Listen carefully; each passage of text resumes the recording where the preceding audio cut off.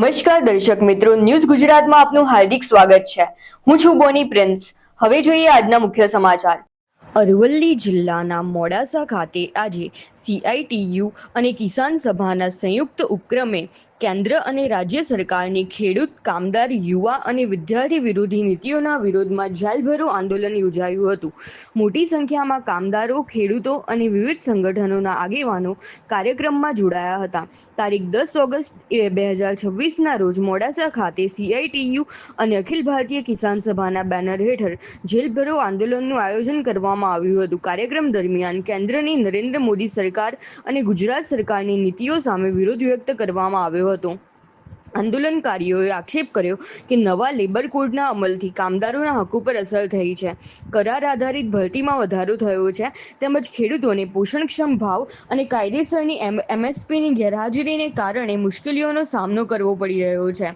કાર્યક્રમમાં CITUના મહામંત્રી DR Jadav, advocate Chandrapalsinh, કિસાન સભાના પ્રમુખ ભલાભાઈ ખાંટ, મહામંત્ર મહેન્દ્રસિંહ પગી, રાકેશ સોઢા પરમાર, DYFIના આગેવાન નિલેશભાઈ ઝાલા, ડ્રાઈવર આગેવાન સુરેશભાઈ ડાભી સહિત મોટી સંખ્યામાં કામદારો, ખેડૂતો અને કાર્યકરો ઉપસ્થિત રહ્યા હતા। Rakesh Patel, news Gujarat, bureau office, Modasa.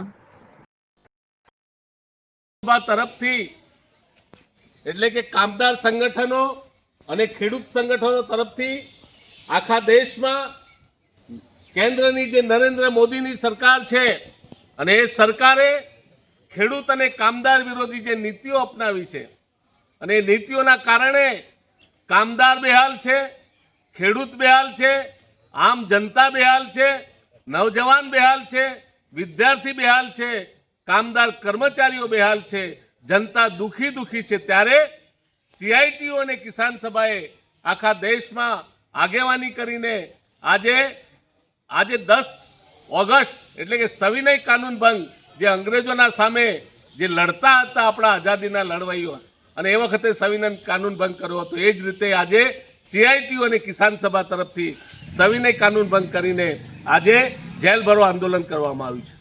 અહીંથી આજના આંદોલનથી અમે અરવલ્લી જિલ્લા સમિતિ તરફથી અમે મોદી સરકારને, ભાજપા સરકારને ચેતવણી આપીએ છીએ કે તમોએ જે માલિકોની ફેવરમાં, ઉદ્યોગપતિઓની ફેવરમાં, ઉદ્યોગપતિઓની તરફેણમાં જે તમે 4 લેબર કોડ બનાવ્યા છે, 29 કાયદાઓ રદ કરીને, એ કાયદાઓ ફરીથી બહાલ કરો, 4 લેબર કોડ રદ કરો, ઉદ્યોગપતિઓને જે શોષણ કરવાનું કામદારોનું તમે જે ફાળો આપ્યો છે, તમે જે એમને પરવાનો આપ્યો છે, એ રદ કરો અને કામદારોના હિતની વાત કરો, કામદારોના લાભની વાત કરો। સાથે સાથે જણાવીએ છીએ કે જે કિસાનો છે, જે ખેડૂતો છે, એ ખેડૂતોને તમે એમને MSPનો કાયદો બનાવતા નથી। દિલ્હીની બોર્ડર ઉપર છેલ્લા કેટલાય સમયથી એટલે કે આજથી 2 વર્ષ પહેલાં ખેડૂતોએ મોટું આંદોલન કર્યું હતું અને તમે સંધિ કરી હતી કે અમે બધા તમામ માગણીઓ સ્વીકારીશું, પણ આજ સુધી તમે સ્વીકારી નથી। ખેડૂતોને પોષણક્ષમના ભાવ આપો, ખેડૂતોને તમે એની તમામ પ્રકારની ખાતર, બિયારણ અને તમામ પ્રકારનું જે છે એ સસ્તા ભાવે આપો, સ્માર્ટ મીટર રદ કરો અને ખેડૂતોને તમામ પ્રકારની રાહત આપો। જો નહીં આપો તો આગામી સમયની અંદર કિસાન સભા અને CITU આખા દેશમાં જબરજસ્ત આંદોલન કરશે અને આ મોદી સરકાર જ્યાં સુધી જાય નહીં ત્યાં સુધી આંદોલનો ચાલુ રહેશે।